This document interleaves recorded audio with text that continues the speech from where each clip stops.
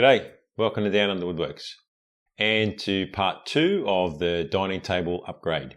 In this video we're going to make a few changes to the tabletop and we're going to attach the legs that we made in part 1.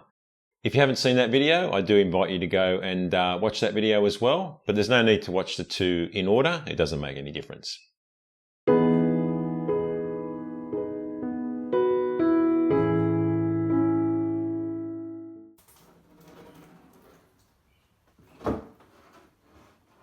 This tabletop used to be an old gate. It still has the Z frame on the underside. The boards are cypress pine and the frame is Oregon or Douglas fir.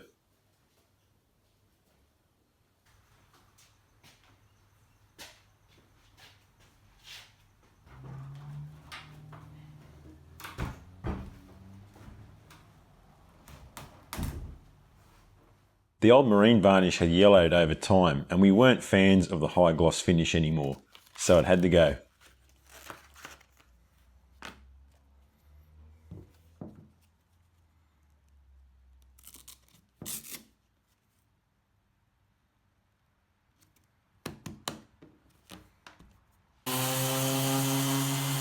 I thought using 60 grit paper on the orbital sander would do the job, but that was basically just scratching the surface.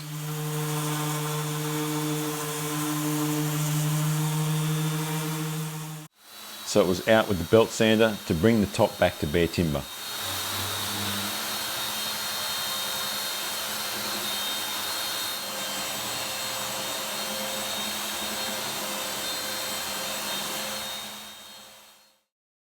There was a huge difference in colour between the old varnish and the bare timber.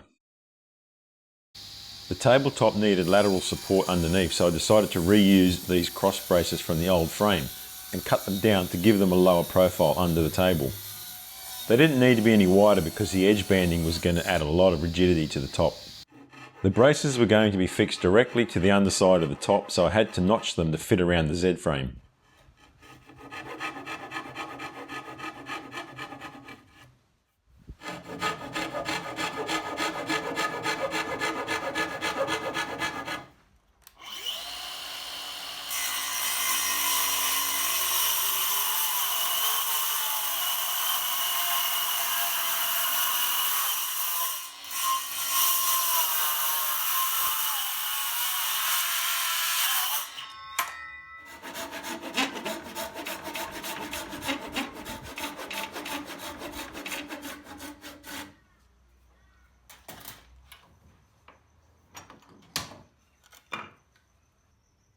I reused an existing screw hole in the tabletop to fix the brace to the underside and then added more screws from underneath later.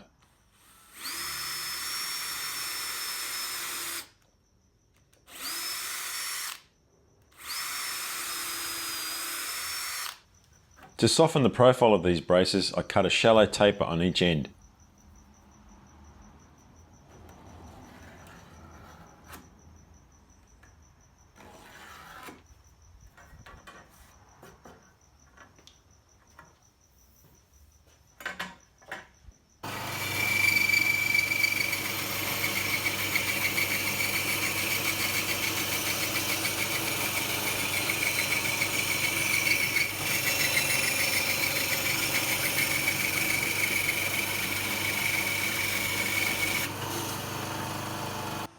I used the jointer to clean up the bandsaw marks.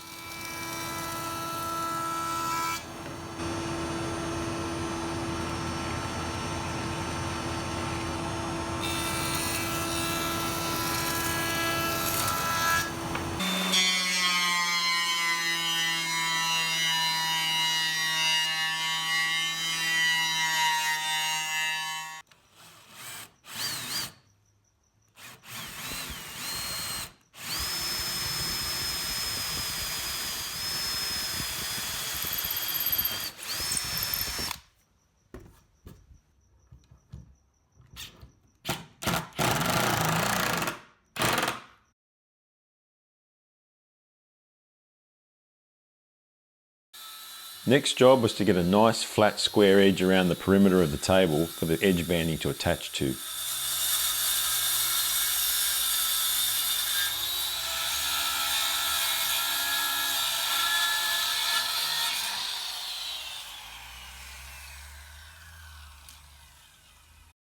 Oops.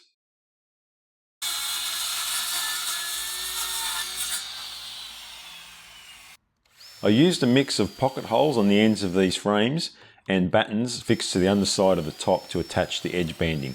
You'll see how that works later.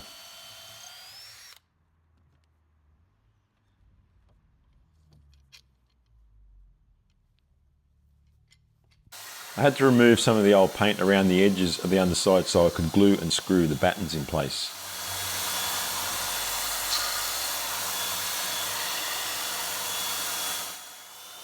This was some pretty tough old paint.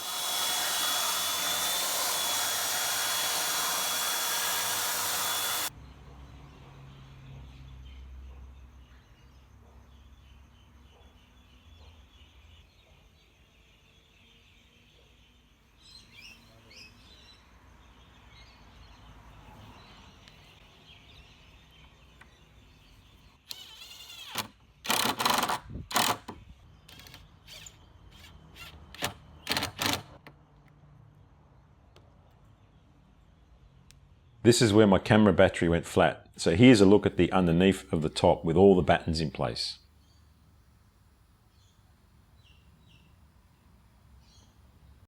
For the edge banding, I had this 3.2 metre long piece of old hardwood that used to be a handrail on an old deck. This board meant that I could get all 4 pieces of banding from the same piece. I needed 2100 for the long sides and 1100 for the ends.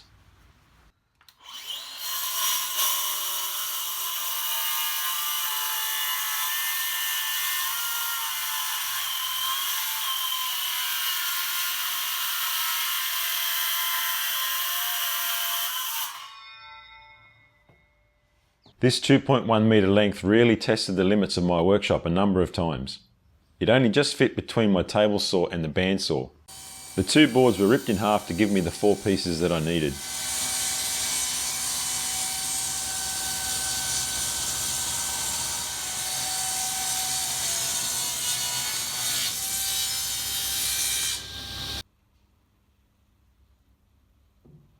And here on the jointer, I had to close the shop door so I could use that extra space behind it when it's open. This is where the extra long bed on this Carbotech jointer is a real bonus. The strips were jointed flat on one face and then jointed square on the sawn edge.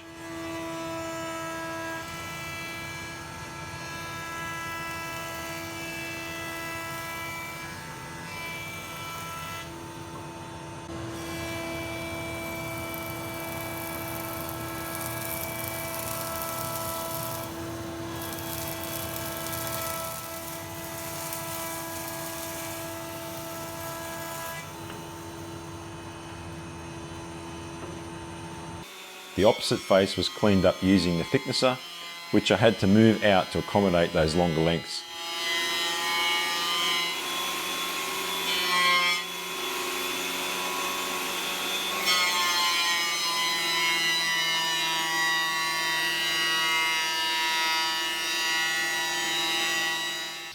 The last milling process was to remove the bullnose edge.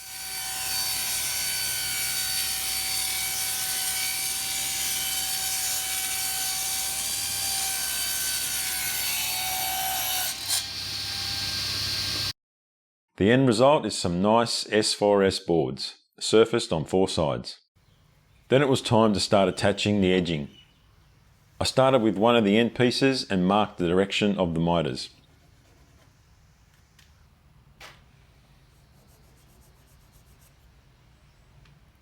I then cut a miter on one end only and brought the piece back to the tabletop to mark the miter on the other end.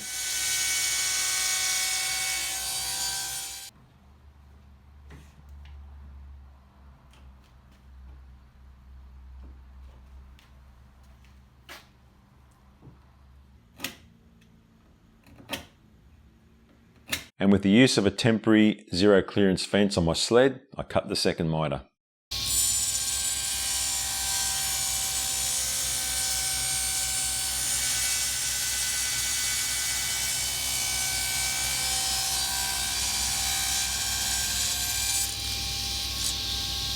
The edge strips were going to be fixed to the battens by screwing through from the back, but on both ends the Z frame was in the way, so I had to drill the holes at an angle.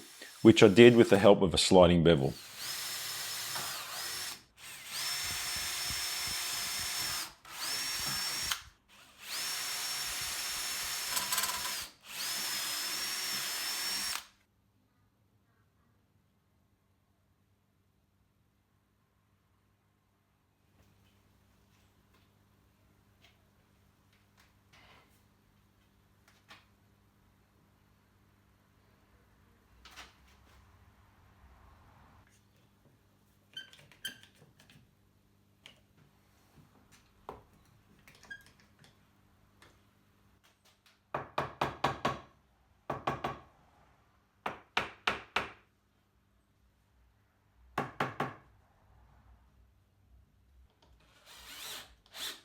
I had a small gap on this one end piece only, so I used some spacers made from folded over pieces of business card.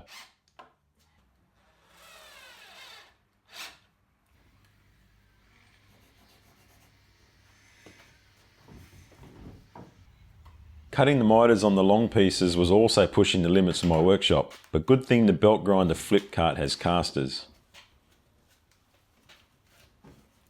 Now don't bother commenting that it would have been easier with a miter saw. It's not coming back.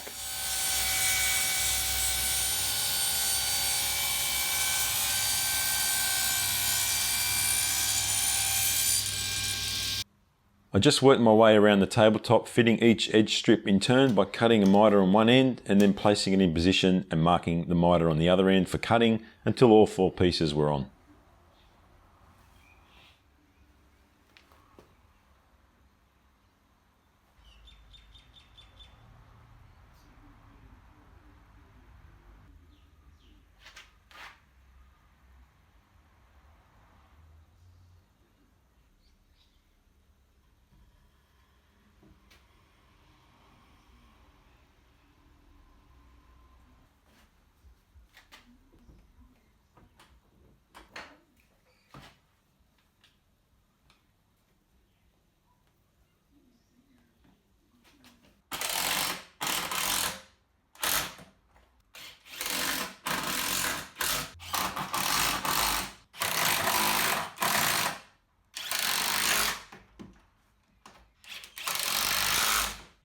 The tabletop was almost done now, except for fitting the threaded inserts to mount the legs.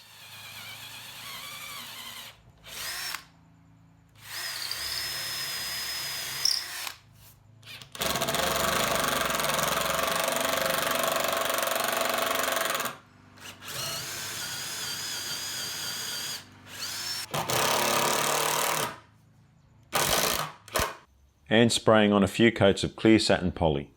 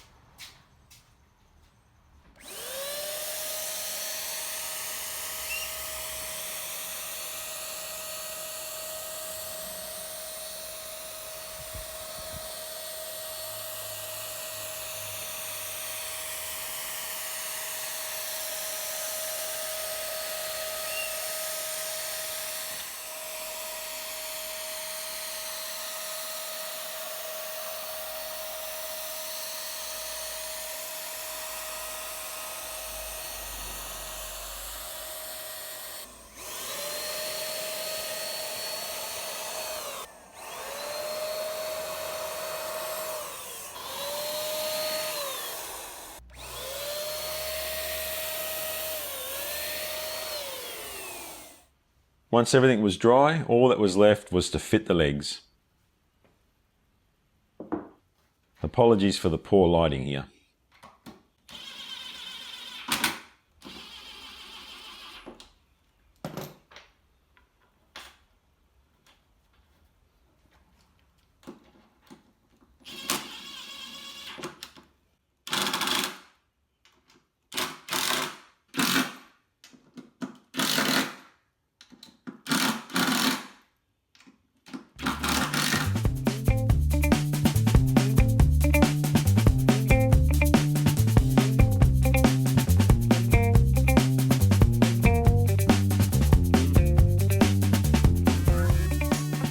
Well, that's it. The table looks amazing. The changes that I made to it have really made a huge difference, have really modernized the table, and everybody loves it, so I'm happy. I think it was a timely upgrade. Well, that's it for another video. Like I said, you can go and watch the first part where I made the legs. If you want to know what I'm up to in between videos, you can follow me on Instagram. But until the next one, you guys all have a great day.